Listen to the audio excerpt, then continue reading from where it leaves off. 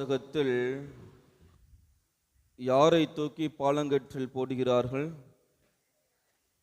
என்ன பண்றாங்க? சவுண்ட் வர மாட்டேங்குது.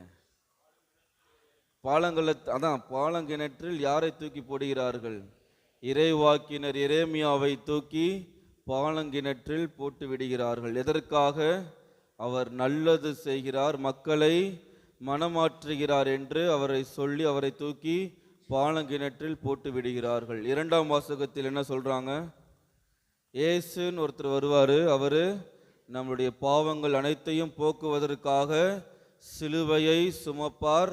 நாம் நம்முடைய பாவத்திலிருந்து விடுபட வேண்டும். எனவே நாம் என்ன பண்ணணும்? மன தைரியத்தோடு எழுந்து ஓட வேண்டும் என்று 2ஆம் வாசகம் சொல்கின்றது.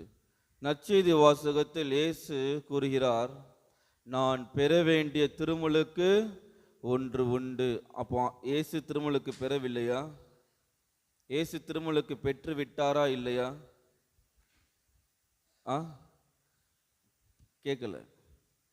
உங்களுக்கு ஒவ்வொரு தடவையும் பிகில் படத்தை சொல்ற மாதிரி கேட்கலன்னு சொன்னாதான் நீங்க சத்தமா சொல்லுவீங்க.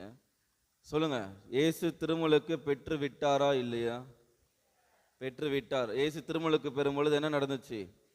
வானம் 2ஆக பிளந்துச்சு. அப்புறம் தூய ஆவியானவர் வந்து என்ன சொல்றாரு?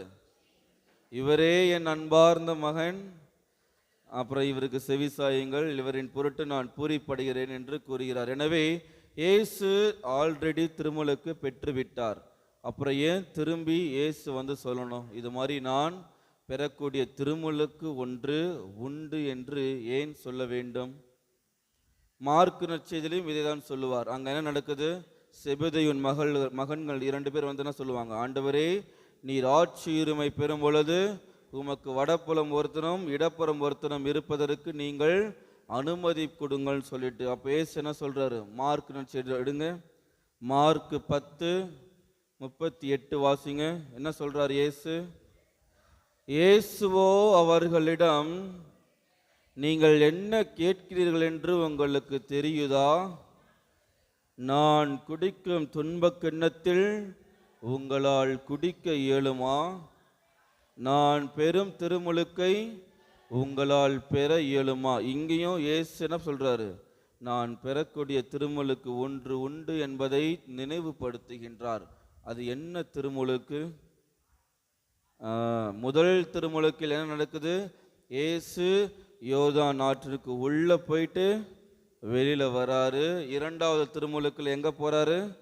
கல்லறைக்கு உள்ள போயிட்டு வெளியில வருறார். அதுதான் 2ஆவது திருமுழுக்கு. இயேசு தான் படக்கூடிய 2ஆம் திருமுழுக்கு, அதாவது மார்க் நற்செய்தி 10:45 வாசிங்க. 45வது வசனத்தை வாசிங்க. ஏனெனில் மானிட மகன் தொண்டு ஏற்பதற்கு அல்ல, மாறாக தொண்டு ஆற்றுவதற்கும் பலருடைய மீட்புக்கு ஈடாக தம் உயிரை கொடுப்பதற்காக தான் வந்தார். இயேசு 2ஆவது திருமுழுக்கு எதற்காக பெறுகின்றார்?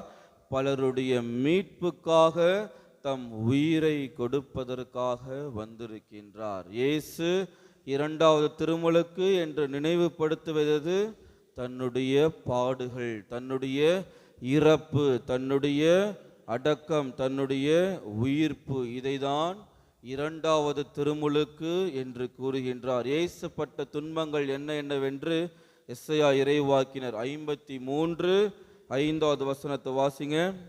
இயேசு நாம் செய்த பாவத்திற்காக, நான் என்னெல்லாம் தவறு செய்தேனோ, நான் திரும்ப செய்த அனைத்து தவறுகளுக்காகவும் தான் இந்த அனைத்து பாடுகளையும் படுகிறார். வாசிங்க. அவரோ நம் குற்றங்களுக்காக காயமடைந்தார். நாம் செய்த ஒவ்வொரு தவறுகளுக்காகவும் அவர் காயமடைந்தார். அடுத்தது, தம்முடைய தீய செயல்களுக்காக அவர் நொறுக்கப்பட்டார். எத்தனை தடவை அடிச்சாங்க? கல்தூணில் கட்டியுண்டு எத்தனையோ தடவை அடித்தார்கள். அந்த படம் பார்த்தீங்களா? பேஷன் ஆஃப் கிரைஸ்ட் படம் பார்த்தீங்களா? அடிக்கும் பொழுது என்ன நடக்குது? அந்த கொக்கி மாதிரி இருக்கிறதுனா முதுகு மாட்டிக்கிறது. எடுக்கும் பொழுது என்ன வருது? சதையோடு வருது. யாருக்காக? அவர் சந்தோஷமாக இருக்கணும், அவர் 40 நாள் முன்னேற்றம் எழுந்து செல்வார், மக்கள் எல்லாரும் அவரை போற்றி புகழ்வார்கள் என்றதற்காகவா? நம்மளுடைய தீச்செயல்களுக்காக அவர் நொறுக்கப்பட்டார். அடுத்தது,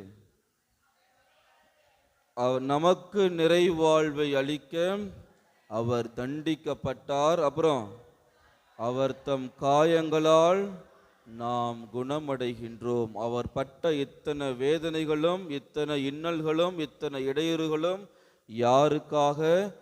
நாம் குணம் பெறுவதற்காக. ஆனால் நான் மீண்டும் மீண்டும் என்ன பண்றேன்? அதே தவறை தான், ஒரு பழமொழி சொல்லுவாங்களே, என்னது, குண்டு சட்டிக்குள்ளே குதிரை ஓட்டுற மாதிரி நான் என்ன பண்ணுறேன்? அதே தவறுகளை தான் திரும்ப திரும்ப திரும்ப திரும்ப செய்து என்ன பண்ணுறேன்? திரும்ப திரும்ப ஆண்டவரை சிலுவையில் அறைய வைத்து கொண்டிருக்கின்றோம். இயேசுவை திரும்ப திரும்ப திருமுழுக்கு கொடுத்து கொண்டே இருக்கின்றோம் நம்முடைய பாவங்களினால். எனவே நான் எந்த அளவுக்கு பாவத்திலிருந்து விடுபட்டு இயேசுவுக்கு ஒரு நிறைவான வாழ்வை என்னுடைய செயல்களால் கொடுக்க போகிறேன். இயேசு அவருடைய பணியை அவர் செய்துவிட்டார். நாம் மனிதர்கள் நம்மளுடைய மீட்புக்காக தான் அவர் வந்தார், அதை அவர் செய்துவிட்டார். ஆனால் நான் அவருக்காக பிறந்திருக்கின்றேன், அவரை திருப்தியாக நான் வாழ வைக்கிறேனா என்று சிந்தித்து பார்த்து இத்திருப்பலியில் நாம் பக்தியோடு மன்றாடுவோம். அனைவரும் எழுந்து நின்று நமது விசுவாசத்தை அறிக்கையிடுவோம்.